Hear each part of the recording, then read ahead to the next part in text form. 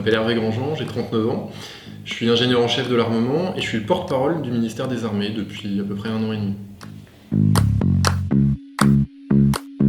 Alors avant l'ENSTA, j'ai fait une classe préparatoire, ensuite j'ai intégré l'IX et à ma sortie de l'IX, j'ai choisi l'ENSTA en école d'application. Moi je voulais devenir architecte naval et donc l'école évidente pour faire ça c'était l'ENSTA Paris. J'étais à l'ENSTA en 2005 et en 2006, donc ça remonte à plus de 15 ans maintenant. D'abord, c'est une excellente école, vous y apprendrez beaucoup. Donc pour ceux qui ne sont pas encore rentrés à l'ENSTA Paris ou qui sont en études, je vous assure que c'est une école qui est extrêmement formatrice, qui est très professionnalisante, où à la fois vous aurez votre goût pour la science, les technologies qui sera satisfait parce qu'il y a une très haute exigence intellectuelle et de l'autre on va vraiment vous apprendre un métier concret et donc vous serez très employable sur le marché de l'emploi. Donc c'est vraiment un excellent calcul d'aller à l'ENSTA Paris, d'autant plus à un moment où on est en train de créer ce grand cluster qui s'appelle l'Institut Polytechnique de Paris et où vous pourrez bénéficier de fertilisation, d'acquaintances avec vos camarades qui sont à l'IX, qui sont à Télécom Paris. Et donc il y a ce superbe pôle qui se constitue et c'est chouette de faire partie de cette aventure-là. Et pour ceux d'entre vous qui regardez les vidéos et qui sont déjà à l'ENSTA Paris, mon conseil, ça serait de profiter de tout ce qui vous est offert. Et je parle là des possibilités académiques. Je sais qu'il y a beaucoup d'associations et c'est très bien d'en faire et c'est très bien de s'engager aussi autrement. Mais moi, je passe un message de sérieux. On a besoin de travailler, on a besoin de gens qui, quand ils arrivent sur le marché de l'emploi, aient déjà des compétences. Il y a un gros buffet à l'ENSTA Paris au plan académique. Il y a beaucoup de cours, il y a beaucoup de professeurs d'excellent niveau. Et donc, il faut savoir tirer parti de tout ça. Donc, faites des associations, point trop, suffisamment pour vous ouvrir et pour prendre du plaisir, mais travaillez et la vie professionnelle vous le rendra. Alors, à l'ENSTA, moi, ce qui m'intéressait, c'était son aspect professionnalisant, c'était le fait d'apprendre un métier. Il y avait des enseignements qui étaient passionnants à l'IX, qui étaient souvent théoriques, et c'était une très bonne base pour la suite, mais je voulais vraiment apprendre un métier, et l'ENSTA proposait ça. Donc moi, j'ai choisi la filière architecture navale pour apprendre à dessiner des bateaux, ce que j'ai jamais vraiment fait par la suite, mais malgré tout, ça a été beaucoup de plaisir, beaucoup d'intérêt intellectuel, et puis ça m'a quand même beaucoup servi dans mon métier que d'avoir de bonnes bases d'architecture navale, et donc j'ai choisi cette filière à l'ENSTA. Moi j'ai souvenir à l'ENSTA d'un excellent esprit de camaraderie, c'est-à-dire on était dans notre promotion d'élèves d'architecture navale, un patchwork de gens qui étaient en apprentissage ou qui en avaient fait, qui sortaient de BTS, qui étaient directement des élèves de l'ENSTA après prépa ou après la faculté. Il y avait des militaires qui, au milieu de leur carrière, venaient faire une spécialisation en architecture navale. Il y avait les polytechniciens. Donc il y avait vraiment un patchwork de beaucoup de profils différents. C'était extrêmement vivifiant, extrêmement sympathique, culturellement très stimulant. Et moi je garde le souvenir d'une scolarité à l'ENSTA où on nous a beaucoup appris au plan professionnel, où j'avais vraiment l'impression, après 1 an à l'ENSTA, et notamment après les stages également, de savoir exercer un métier, ce qui n'était pas vraiment le cas quand je sortais de l'IX, et c'est normal, chacun son travail, c'était des stades différents de la formation. Mais du coup, oui, j'ai souvenir de beaucoup de cours en mode projet. Moi, j'imagine que c'est toujours le cas aujourd'hui. On partait d'une page blanche, on nous donnait un cahier des charges pour un bateau, et puis il fallait qu'on dessine le bateau, qu'on calcule les grands équilibres, comment devaient être réparties les masses, comment il fallait dessiner la coque pour que le bateau aille suffisamment vite, où est-ce qu'on allait mettre les cabines, où est-ce qu'on allait mettre le moteur, où est-ce qu'on allait mettre la ligne d'arbre. Donc c'était très très stimulant parce que c'était des rêves de petits garçons finalement on réalisait en dessinant un bateau de A à Z. Et donc voilà, j'en garde le souvenir d'une franche camaraderie, d'une exigence intellectuelle et d'un vrai parcours professionnalisant à l'ENSTA. Donc vraiment, moi je garde un souvenir formidable de mes années là-bas. Il y avait une composante technique forte à l'ENSTA, c'est une école reconnue pour ça, c'est une école de technologie, ça le porte dans son nom. Mais il y avait aussi beaucoup d'écoles de formation de sciences plus humaines. Il y avait du droit des entreprises, il y avait de la comptabilité, il y avait de l'histoire politique, de l'histoire économique. Et tout ça, ça nous nourrissait beaucoup. Et j'ai le sentiment qu'à la fin de cette année d'études à l'ENSTA, outre un bagage scientifique et technique très solide, on avait quand même une bonne compréhension d'enjeux plus globaux, d'enjeux de l'entreprise, d'enjeux stratégiques, qui fait qu'on était des citoyens éclairés, aptes à exercer notre métier en conscience. Et ça, c'était très agréable. J'ai trouvé que oui, parce que d'une part, dans ma filière architecture navale, il n'y avait pas tant que ça d'élèves qui venaient de l'ENSTA Canal Historique, si je puis dire. Donc eux-mêmes avaient aussi besoin de s'intégrer avec des publics qui venaient d'ailleurs, et il n'y avait pas de surreprésentation d'élèves de l'ENSTA par rapport aux élèves venant d'autres filières. Donc moi j'ai souvenir d'une excellente assimilation ou intégration de tous au sein de l'ENSTA, et vraiment il n'y avait aucune distinction qui a été faite, quelle que soit l'origine, on s'entendait tous très bien. Alors après l'ENSTA, moi j'ai eu une carrière beaucoup tournée dans un premier temps sur le domaine naval, ce qui est normal parce que c'était ma formation. Donc j'ai commencé dans la réparation des bateaux de guerre. Donc je travaillais à Brest, à l'arsenal de Brest, et j'étais en charge des chantiers de réparation. J'ai fait ça d'abord. Ensuite, la science me manquait un peu, donc je suis allé faire un doctorat dans une autre école ENSTA, qui s'appelait pas encore l'ENSTA Bretagne, mais qui s'appelait l'ENSIETA. Donc j'ai fait 3 ans de mécanique des fluides, qui était passionnante.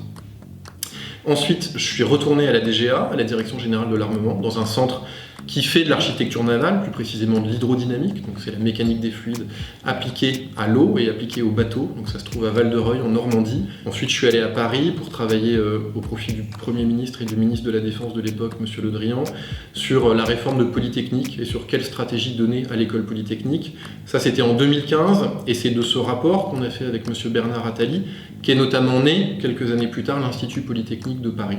Je suis retourné au ministère de la Défense, où j'étais directeur de programme d'un programme d'armement qui s'appelait Flotte Logistique. Concrètement, il s'agissait de remplacer les vieux pétroliers ravitailleurs de la marine par de nouveaux bateaux. Ça, c'était jusqu'en 2017. Et puis ensuite, j'ai intégré le cabinet de la ministre des Armées, d'abord Madame Goulard, puis Madame Parly. Et là, j'étais le conseiller industriel, c'est-à-dire que je m'occupais de 3 grandes catégories de dossiers. D'abord, tous les dossiers d'investissement du ministère des Armées, et donc des décisions telles que faut-il doter le prochain porte-avions d'une propulsion nucléaire ou classique ? Comment construit-on un avion de combat du futur avec l'Allemagne ? Comment se dote-t-on d'une stratégie spatiale avec des nanosatellites, avec des lasers de puissance ? Tout ça, je m'en occupais. Donc c'était tous les dossiers d'équipement et d'investissement du ministère. Et puis ensuite, tout ce qui était exportation d'armement. La France est le 3e vendeur d'armes au monde. Et pour permettre ces résultats et ces succès, il faut un accompagnement politique, étatique très fort. Et donc moi, je pilotais un petit peu cette équipe de France de l'exportation d'armement. On bâtissait des partenariats stratégiques avec des coopérations militaires, des coopérations industrielles, pour in fine avoir des succès notamment dans le domaine de l'aviation de chasse, puisque pendant la durée de ce quinquennat, on aura exporté 200 Rafales, ce qui est un chiffre absolument massif. Et depuis donc 1 an et demi, je suis le porte-parole du ministère des Armées. Donc mon travail, c'est de représenter le ministère dans les médias, auprès des journalistes, de faire des télés, des radios, de donner des interviews à la presse écrite pour expliquer la position du ministère, expliquer ce qu'on fait et parfois répondre aux polémiques quand il y en a. C'est une question difficile. Oui. Moi, ce qui me viendrait comme ça spontanément, sans avoir réfléchi à votre question avant, c'est quelqu'un qui propose des solutions. Voilà. C'est quelqu'un qui n'est pas dans le constat, c'est quelqu'un qui propose une solution à des problèmes. Alors ça peut être des problèmes de la vie quotidienne, des gens très concrets, et c'est souvent de là que naissent les meilleures idées, en fait. Ou alors c'est répondre à des problèmes d'avancement d'un projet technologique très complexe dont on n'est pas à l'initiative, mais où il y a plein de petits verrous technologiques qu'il faut faire sauter les uns aux autres. Donc je pense qu'il y a autant de métiers d'ingénieur qu'il n'y a d'ingénieurs en tant que tel. C'est une acception qui est très très large et une définition assez vague finalement, mais c'est plus en termes d'état d'esprit. Moi ce que je constate, c'est que voilà, les ingénieurs, une fois qu'on leur pose un problème, ils ne se contentent pas de le constater, ils essayent d'y apporter une réponse, et ça, le pays a besoin de ça et c'est très précieux. Alors on peut se former à la prise de parole publique, c'est ce qui s'appelle le media training. Moi j'en ai fait très très peu, j'ai dû faire une séance. Il n'y a rien de mieux que de pratiquer et de s'exposer et que de prendre un risque. Bon, il faut que ça marche, mais de fait, voilà, ça marche. Je pense qu'il faut avoir du goût pour la pédagogie, il faut avoir du goût pour l'explication, et il faut aimer rendre simple des choses parfois compliquées. Et donc ça, ça se travaille bien sûr, et puis on l'a un peu en soi ou pas. Moi, c'est quelque chose qui me plaisait quand j'étais à l'ENSTA. Je donnais des calls à des élèves de prépa. C'est pas si différent que ça d'expliquer de la physique, de la mécanique des fluides ou de la chimie à des élèves de prépa. Après, il faut vulgariser, bien sûr, quand on est porte-parole et quand on s'adresse au grand public, mais ça procède de la même idée qui est d'expliquer en termes simples des choses parfois complexes.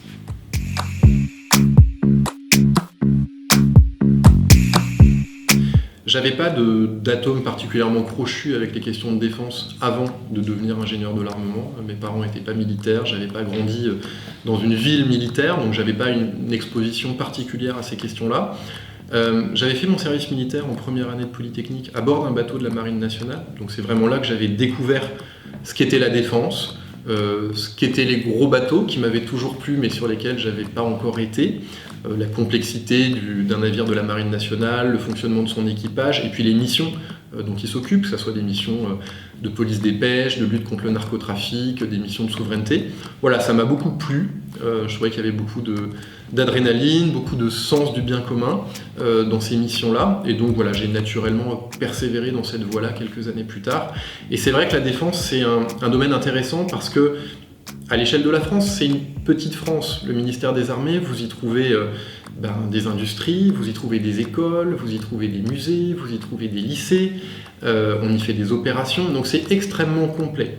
Et en fait, voilà, à notre échelle, je pense qu'on cumule à peu près toutes les politiques publiques que vous retrouvez à l'échelle de l'État, et donc intellectuellement, c'est très nourrissant, c'est très stimulant, et puis on a la chance en ce moment d'avoir des moyens. Il y a une loi de programmation militaire avec de l'argent qui est consacré aux questions de défense, 295 milliards d'euros entre 2019 et 2025, et donc ça permet de porter des projets d'équipement, des projets d'infrastructure, de créer, et ça pour des ingénieurs, il n'y a rien de plus plaisant que ce domaine-là. Dans mon métier actuel, ce qui me plaît, c'est la stimulation intellectuelle, qui a trait au fait que je couvre à peu près toutes les politiques du ministère des Armées. On fait des opérations militaires, on a une politique diplomatique au ministère des Armées, qui est évidemment connectée à celle du Quai d'Orsay, mais les opérations, elles procèdent d'une politique diplomatique, donc il faut maîtriser les équilibres géostratégiques et qui sont nos alliés, pourquoi, quels sont les partenariats qu'on a dans le monde. Ensuite, il y a une politique industrielle. On a beaucoup d'industries de défense qui sont extrêmement compétentes, bien placées sur l'échiquier mondial. On a 200 000 emplois que représente la filière en France. Et donc, quand on décide de lancer un nouveau programme d'armement, une nouvelle frégate, un nouveau char de combat, on structure toute une filière industrielle. Et donc, expliquer tout cela, expliquer pourquoi on a besoin d'exporter des armements pour notre souveraineté, c'est extrêmement intéressant. Et puis, beaucoup de questions sur des questions sociales, sur des questions budgétaires, sur parfois des polémiques qui naissent. Les sous-marins australiens avaient suscité beaucoup de demandes d'interview parce qu'il y avait besoin d'expliquer pourquoi ça se passait, pourquoi on en était arrivé là. Et donc mon travail, c'est d'aller dans les médias pour expliquer le dessous des cartes et rendre plus clair aux Français ce qui est une politique très importante au sein de l'État, qui est la politique de défense, mais qui est parfois méconnue, notamment depuis qu'il n'y a plus de service national, depuis qu'il n'y a plus la conscription obligatoire.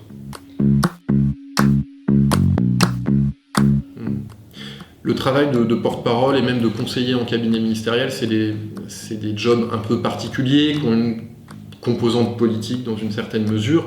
Donc non, je ne m'étais pas dit quand j'étais tout petit que je voulais faire ça. Par contre, ce que je m'étais dit quand j'étais tout petit, c'est que je voulais être architecte naval, ça oui. Donc voilà, donc je me suis mis en position de le devenir. Finalement, je ne l'ai jamais vraiment été, sauf pendant mes études. Et puis après, j'ai bifurqué sur des choses un peu différentes. Mais voilà, il faut aussi savoir se laisser aller au gré de ses envies du moment. La proportion de femmes au ministère des Armées, elle est assez similaire à celle qui existe dans les écoles d'ingénieurs, et j'imagine à l'Institut Paris, c'est-à-dire de l'ordre de 20%. Donc il y a un peu plus de 20% de femmes au ministère des Armées. Au ministère des Armées, il y a des militaires bien sûr, 210 000, et puis il y a des civils aussi, 60 000. Et donc si on regarde juste sur les militaires, le pourcentage il descend un petit peu à 16%. Néanmoins, il y a des femmes qui réussissent superbement, il y a plein d'exemples de femmes qui deviennent générales, amirales. Donc on a, et ça c'est collectif au niveau français, un problème d'attractivité des filières scientifiques et techniques pour les femmes. Ça, tout le monde le dit, mais il faudra finir par résoudre ce problème. Ça se passe très en amont, donc ça se passe dès l'école primaire, la 6e, le collège, le lycée, les classes prépa, et souvent quand on arrive au niveau de l'école d'ingénieur, on fait le constat collectivement qu'il y a 20% de femmes et que c'est trop peu parce qu'il n'y a pas de raison qu'on se prive de la moitié des talents pour faire des études scientifiques dont on a besoin pour le pays. Donc oui, c'est un métier qui est ouvert aux femmes. Pour vous qui êtes ingénieur, il y a au sein du ministère des Armées une entité qui s'appelle la DGA, la Direction Générale de l'Armement, qui est en gros le pôle d'ingénierie du ministère des Armées. C'est là que se gèrent les grands projets, le prochain porte-avions, le prochain avion de combat, les questions d'intelligence artificielle, de cyber se traitent beaucoup à cet endroit-là. Et là, on a beaucoup de femmes, on a beaucoup plus, je pense, en proportion, j'ai pas le chiffre en tête, mais de femmes ingénieurs de l'armement. Donc au ministère des Armées, il y a un point singulier, c'est le nombre de femmes importantes qu'on trouve à la DGA. Donc voilà, le message que je pourrais avoir pour les élèves de l'ENSTA qui s'intéressent à la défense, c'est qu'il y a vraiment des débouchés, évidemment, qu'il n'y a évidemment aucun ostracisme, qu'il y a un excellent état d'esprit et qu'il ne faut pas avoir peur de pousser la porte et de s'intéresser à ce qu'on y fait parce qu'on y trouve une matière intellectuelle et puis un esprit de camaraderie qui est très très fort et vraiment où on trouve grande satisfaction.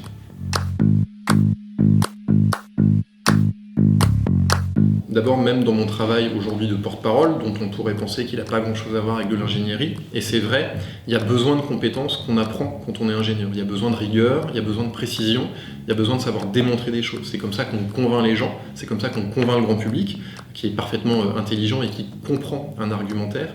Et donc, reconstruire un argumentaire, trouver l'angle pour convaincre les gens, pas de manière fallacieuse, mais de manière objective, c'est juste de la pédagogie et ça fait appel à des compétences qu'on retrouve chez un ingénieur. Un chef de projet, il a besoin de convaincre des clients, il a besoin de convaincre son équipe du bien fondé de la façon dont il fait avancer son projet. Moi, c'est un petit peu la même chose, simplement c'est pour expliquer des politiques publiques ou pour répondre à des polémiques, mais la construction intellectuelle du raisonnement et de la présentation est assez similaire entre ce que je fais aujourd'hui et ce que j'ai pu faire comme ingénieur. Est-ce que ça me manque ? Oui et non, je suis toujours heureux de m'intéresser à des projets technologiques, je suis heureux de comprendre comment ils fonctionnent, et ça je pense que ça ne me quittera jamais, parce que même si vous ne le faites plus, le simple fait d'être capable d'appréhender la réalité d'un projet scientifique ou technologique, d'être capable de carotter en profondeur un sujet, ça reste et du coup ça nourrit. Et donc non, pas de frustration particulière, parce qu'aujourd'hui j'ai aussi un portefeuille quelque part plus large, et donc chacun a ses ressorts propres. Moi, un de mes ressorts, c'est être stimulé intellectuellement, apprendre toujours des choses, et ben finalement quand on est curieux d'esprit, et très souvent les ingénieurs le sont, et ben on peut satisfaire cette curiosité dans un travail comme je le fais aujourd'hui, qui est un travail de porte-parole et de communicant.